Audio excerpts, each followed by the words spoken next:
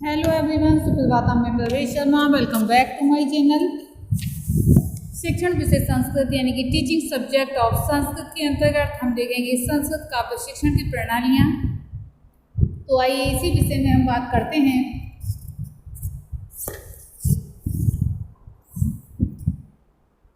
संस्कृत काव्य शिक्षण के जो भी उद्देश्य प्राप्त होते हैं या उद्देश्यों को प्राप्त करने के लिए कविता के शिक्षण की विभिन्न प्रणालियों पर भी विचार करना आवश्यक हो जाता है। शिक्षा शास्त्रियों ने कविता पाठन की कुछ प्रणालियों का बड़े विस्तार से विचार किया है। कुछ प्रमुख प्रणालियों का वर्णन इस प्रकार से है। तो सबसे पहले हम देख रहे हैं परंपरागत प्रणाली। इस प्रणाली में अध्यापक छात्रों को खड़ा करके श्लोक पढ़वा लेते हैं और श्लोक के शब्दों का अर्थ बताकर पूरे श्लोक का अर्थ स्वयं कह देते हैं।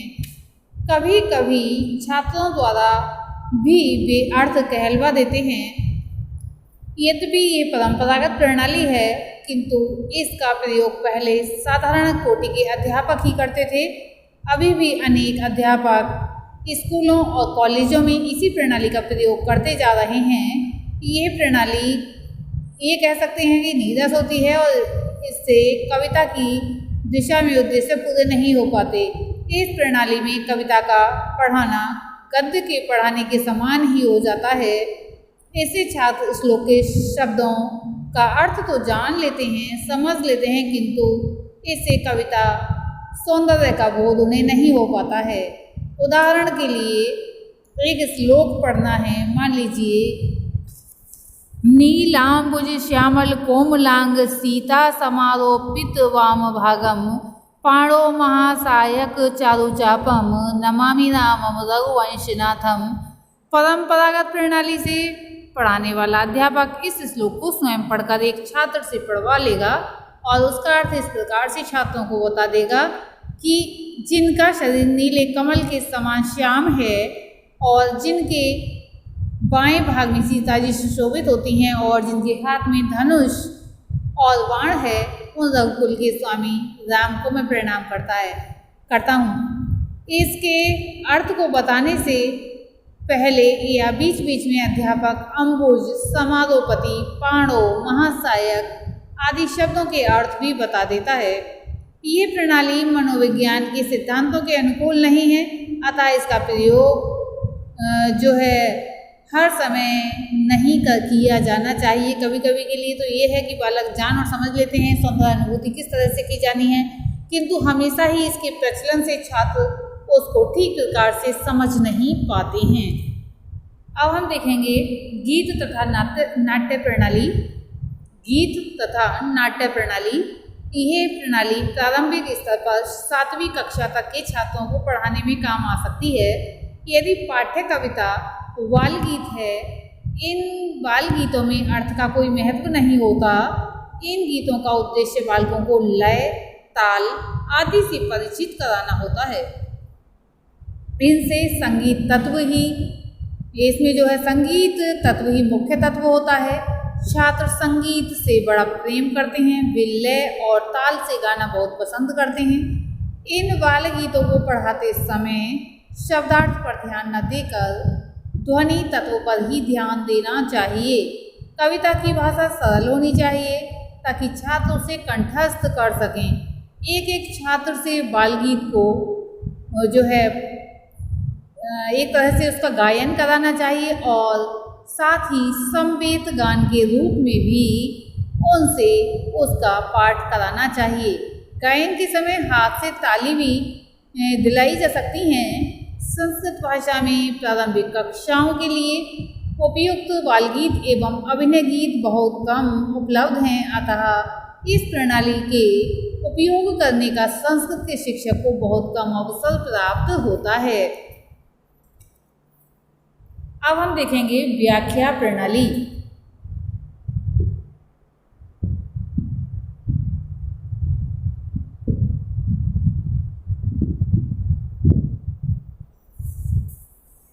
व्याख्या प्रणाली में शिक्षक श्लोक के एक एक पद का अर्थ करता है और साथ में रचना शैली, कवि के जीवन वर्णन, कवि के उद्देश्य, कविता की परिस्थिति आदि की व्याख्या करता है। परंपरागत प्रणाली में शब्दार्थ पर महत्व दिया जाता है, जबकि व्याख्या प्रणाली में भावार्थ महत्वपूर्ण है। यदि श्लोक का संबंध किसी ऐतिहासिक घटना से होता है तो व्याख्या प्रणाली में उस घटना की भी व्याख्या करें या कर दी जाती है। इस प्रकार इस प्रणाली से पढ़ाने में श्लोक का भावपूर्णतया स्पष्ट हो जाता है। इस प्रणाली द्वारा कविता की शिक्षा उचित रूप में हो सकती है। उदाहरण के लिए कठोपनिषद का कोई श्लोक लिया जा सकता है, जैसे श्रवणे अपि बहुविधयो न लभ्य शृण्वन्तो अपि बहवो यं न विदुः आश्चर्यो वक्ता कुशलो अस्य लब्धा आश्चर्यो ज्ञाता कुशलनुष्टि। ये कठोपनिषद द्वितीय वल्ली और प्रथम अध्याय का श्लोक है। व्याख्या प्रणाली से पढ़ाने वाला अध्यापक इस श्लोक का अर्थ इस ढंग से बताएगा कि कठोपनिषद एक प्रसिद्ध उपनिषद है जो कृष्ण यजुर्वेद की कठ शाखा के अंतर्गत है। इसमें नचिकेता और यम के संवाद का वर्णन है। नचिकेता ने यमराज के यानी कि यमराज से परमात्मा के रहस्य में तत्व के विषय में प्रश्न किया और यमराज ने परीक्षा करके समझ लिया कि नचिकेता दृढ़ निश्चय एवं वैराग्य मुक्त है, अतः वह ब्रह्म विद्या का अधिकारी है। तत्पश्चात यमराज ने उसे ब्रह्म विद्या का उपदेश देना प्रारंभ किया। इस श्लोक यानी कि प्रस्तुत श्लोक भी इसी उपदेश का एक अंश है। यमराज ने आत्म तत्व की दुर्लभता बताते हुए यानी कि दुर्बलता नहीं, यहाँ पर दुर्लभता आएगा यानी कि बड़ी मुश्किल से प्राप्त होना। यमराज ने आत्म तत्व की दुर्लभता बताते हुए कहा, नचिकेता, ब्रह्म विद्या या आत्म तत्व कोई साधारण वस्तु नहीं है। इस संसार के अनेक पुरुषों को तो आत्मकल्याण की चर्चा सुनने तक का अवसर नहीं मिलता। प्रातःकाल से लेकर सायंकाल तक ऐसे पुरुष सांसारिक विषयों में फंसे रहते हैं। नौकरी पेशा, व्यापार या अन्य कार्यों में ही उनका सारा दिन चला जाता है और उन्हें इतना अवकाश नहीं मिलता कि वे आत्मज्ञान की बातें करें। ऐसे अभागे मनुष्य को आत्म तत्व सुनने और समझने की कभी कल्पना ही नहीं आती।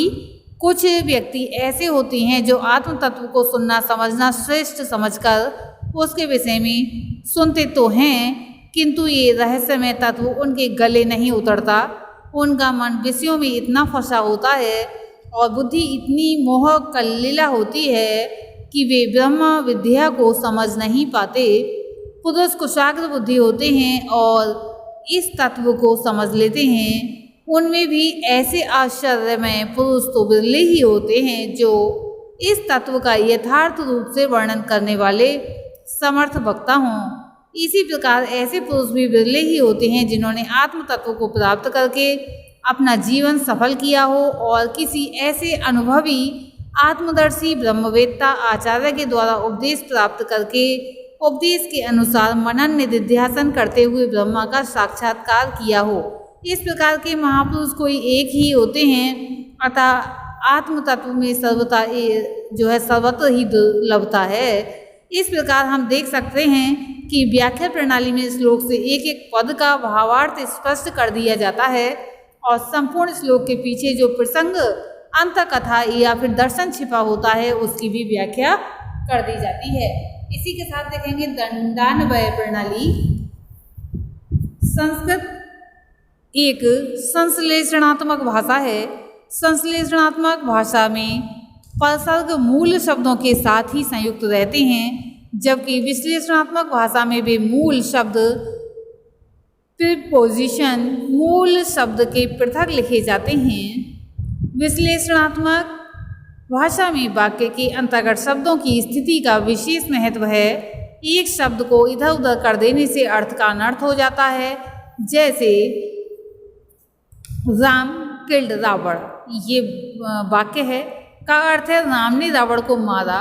यदि इस वाक्य में रावण और राम शब्दों के स्थान में परिवर्तन करके वाक्य को इस प्रकार लिखें, रावण किल्ड राम, तो इसका अर्थ हो जाएगा कि रावण ने राम को मारा।